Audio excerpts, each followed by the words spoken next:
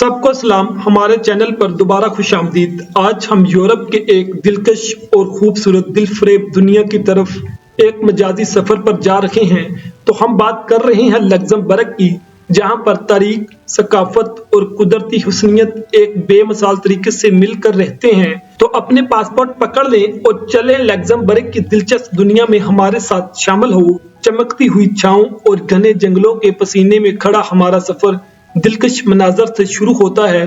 Europe کے چھوٹے ترین ملکوں میں سے ایک ہونے کے باوجود لگزمبرگ حسین و جمیل خوبصورت مناظر پیش کرتا ہے، جو اس کی زرخیز وادیوں سے لے کر حیران کن پتھروں تک کی تصویر کشی کرتا ہے۔ لگزمبرگ میں مولر تھل کے نام سے ایک ٹریک پایا جاتا ہے، جسے لٹل سوئٹزرلینڈ بھی کہا جاتا ہے۔ دل فریب پتھروں کی تشکیلات اور گھنے جنگلوں کے درمیان سے گزرنے والے پیدل چلنے کے رستوں کی پیشکش کرتا ہے۔ لگزمبرگ میں 3 آفیشل لینگویجز بولی جاتی ہیں، جن میں لگزمبرگش، فرانسیسی اور جرمن شامل ہے۔ لگزمبرگ کی تاریخ ایک زندہ کہانی کی مانند ہے۔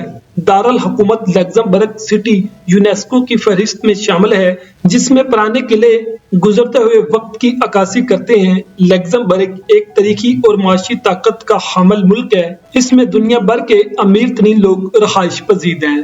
بہت سارے بین الاقوامی ادارے اس میں واقع ہیں۔ معاشی ترقی اور ٹیکنالوجی کی ترجیح دینے والی پالیسیوں کا اثر اس کی جدید ترین عمارتوں میں دکھائی دیتا ہے۔ لگزمبرگ میں ایک تہوار منایا جاتا ہے جسے شوبر فور کہتے ہیں۔ یہ یورپ کی قدیم ترین میلوں میں سے ایک ہے، جس میں شہر کو روشنیوں سے بھر دیا جاتا ہے، جو زمین پر چاند کی مانند عکاسی کرتا ہے۔ ایسا لگتا ہے کہ مانا چاند زمین پر اتر آیا ہو۔ لگزمبرگ کے لوگوں کو دیکھ کر ایسا محسوس ہوتا ہے جیسے ان کا قدرت کے ساتھ ایک گہرا تعلق ہے۔ لوگوں کا رہن سہن، وسیع سبز فضاؤں اور ماحول دوست جھلک ان میں واضح طور پر نظر آتی ہے۔ لگزمبرگ کی سرحد بیلجیم، فرانس اور جرمنی سے ملتی ہے۔